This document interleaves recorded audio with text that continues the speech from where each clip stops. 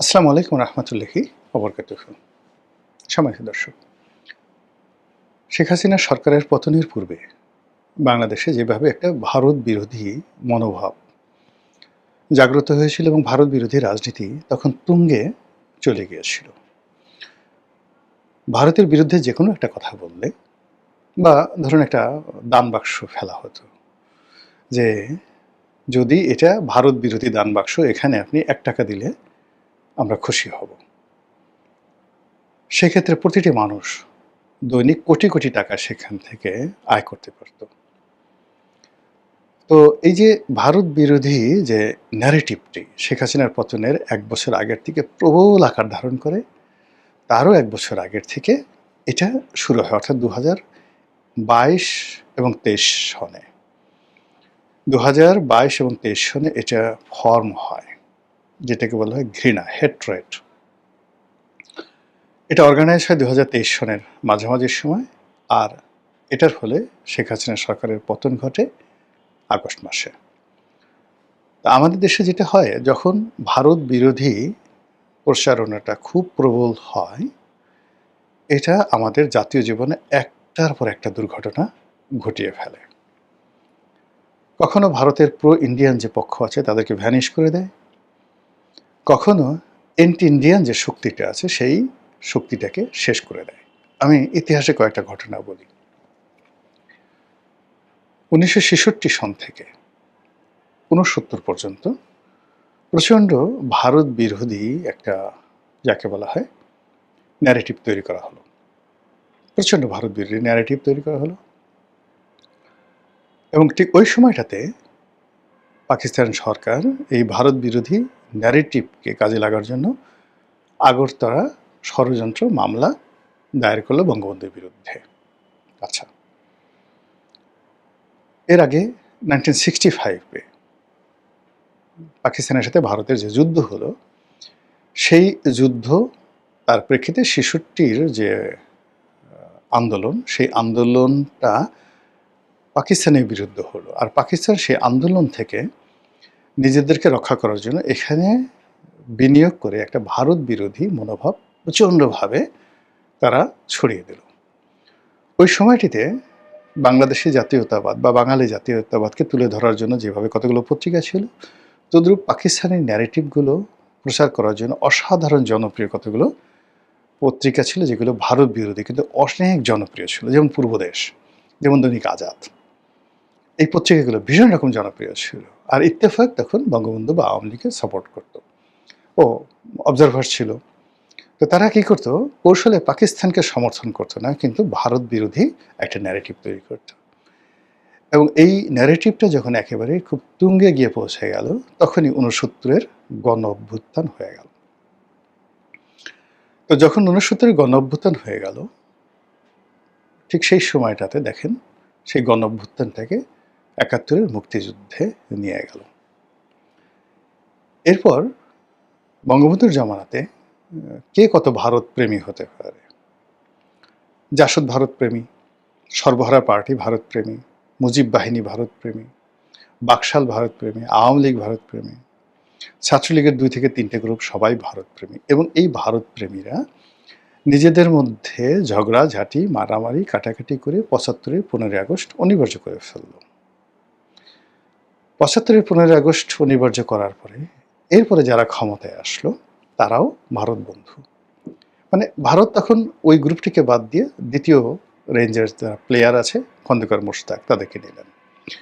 পরবর্তীতে যা কিছু হলো, ৭ই নভেম্বর হলো, কর্নেল তাহের ছিল, যা কিছু ছিল, তারা সবাই কিন্তু যাকে বলা হয়, প্রথমে তারা ভারতের দ্বারা জাসদ ইনফ্লুয়েন্স হয়েছে, আবার তাদের মধ্যে একটা অ্যান্টি ইন্ডিয়ান সেন্টিমেন্ট কর্নেল তাহেরের নেতৃত্বে গড়ে উঠল।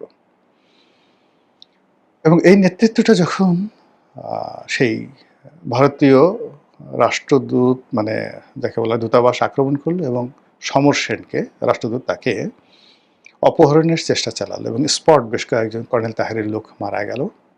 সঙ্গে সঙ্গে ৭ই নভেম্বর ঘটে গেল, কর্নেল তাহের ফেল করলো, এলো ভারত।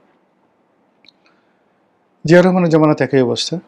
জিয়া রহমান আসলেন, তিনি আসলেন by accident, by situation, by chance.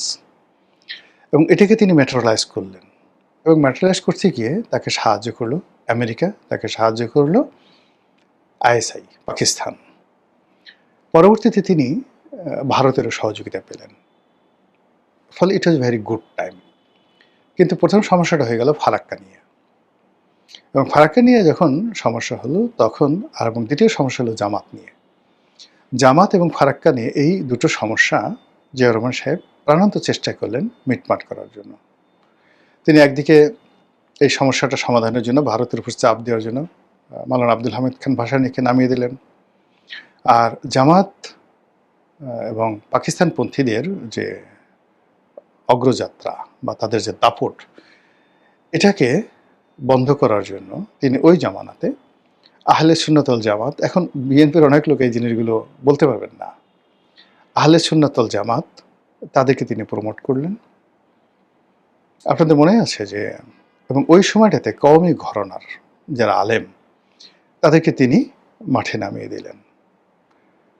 এই কওমি ঘরানার আলেমদের মধ্যে যিনি আলেমকুল শিরোমণি তিনি ছিলেন হাফিজ হুজুর, তাকে বটগাছ মাকড়ায় তিনি দাঁড়ালেন। এবং ওই সময়টাতে আপনাদের যাদের মনে আছে যে মানে বটগাছ মাকড়া এবং হাফিজ হুজুরকে নিয়ে যে উন্মাদনা তৈরি হয়েছিল, এমন একটা অবস্থা তৈরি হয়েছিল যে মনে হয় যেন হাফিজ হুজুরই জিয়াউর রহমানকে পরাজিত করে রাষ্ট্রপতি হয়ে যাচ্ছেন। এবং 2012 সনের সেই শাপলার পরে আহমদ শফি হাটহাজারী মাদ্রাসা যতটা লাইমলাইটে এসেছিল তার সাথে অনেক বেশি লাইমলাইটে এসেছিল জিয়াউর রহমান এবং হাফিজ হুজুর ওনারা যখন ইলেকশন করেছিলেন। ওই তখন এই কওমি ঘরানার আলেমদেরকে রাজনীতির মূল ধারায় তিনি নিয়ে আসলেন। তাহলে জামাতের মধ্যে যারা আবার আলিয়া, সেই আলিয়া মানে কওমি ঘরানা যারা এন্টি জামাত, আর জামাতের মধ্যে তারা সাধারণত আলিয়া ঘরানার যারা আলিয়া মাদ্রাসায় পড়েন, তো এই ঘরানার আলেমদের মধ্যে জামাতের প্রভাব ছিল এবং তাদের মধ্যে একটা বিভেদ তৈরি করার জন্য জিয়াউর রহমান সাহেব এই মাওলানা মান্নান সাহেব ইনকিলাবের যে মালিক, তার নেতৃত্বে জমিয়াতুল মুদাসসিরিন এটা প্রতিষ্ঠিত হলো।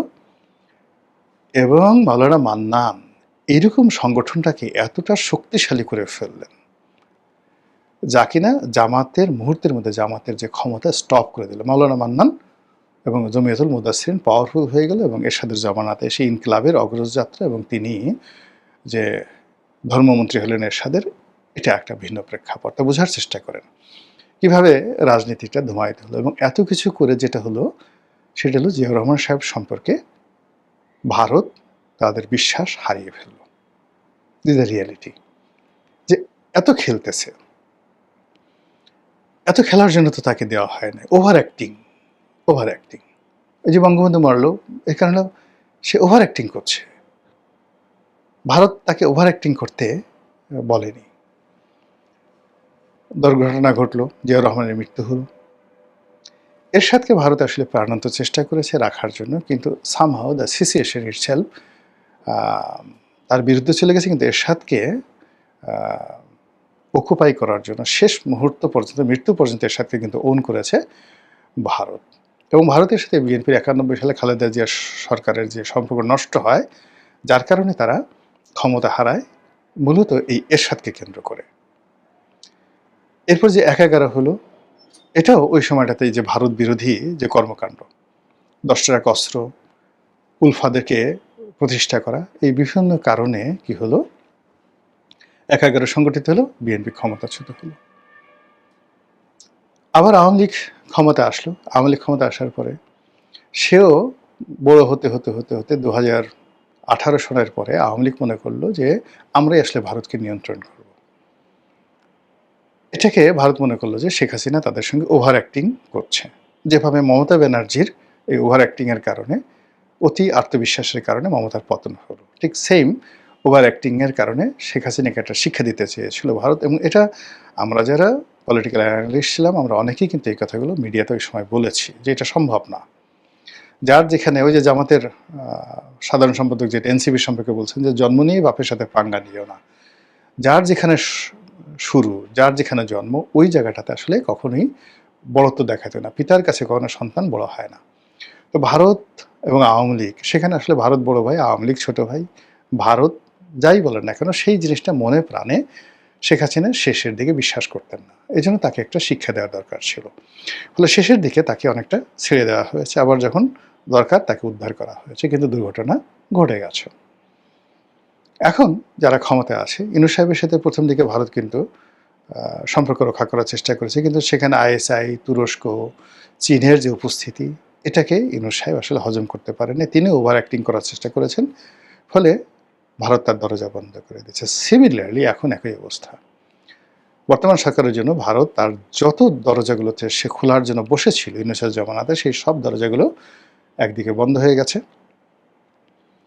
অন্যদিকে যেটা হলো যে বাংলাদেশে ভারত বিরোধী যে প্রচার, প্রোপাগান্ডা, কথাবার্তা সবকিছু সেই শেখ হাসিনার পতন আগে যেভাবে হয়েছিল, তারপর সেই 2004-5 সনে যেভাবে হয়েছিল, 1979-80 সনে যেভাবে হয়েছিল, ঠিক এইভাবে আবার ভারত বিরোধী প্রচারণা তুঙ্গে।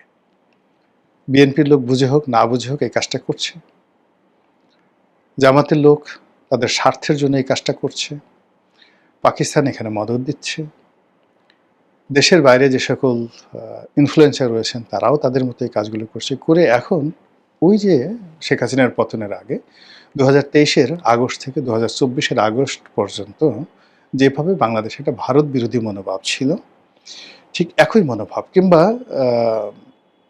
ইউনূসের জমানাতে পুরো সময়টাতে মানুষের মন এবং মননশীলতা যেভাবে ভারতের বিরুদ্ধে মানে ধূমায়িত করা হয়েছিল, উত্তপ্ত করা হয়েছিল, ঠিক একই অবস্থা এখন তৈরি হয়ে গেছে বাংলাদেশে।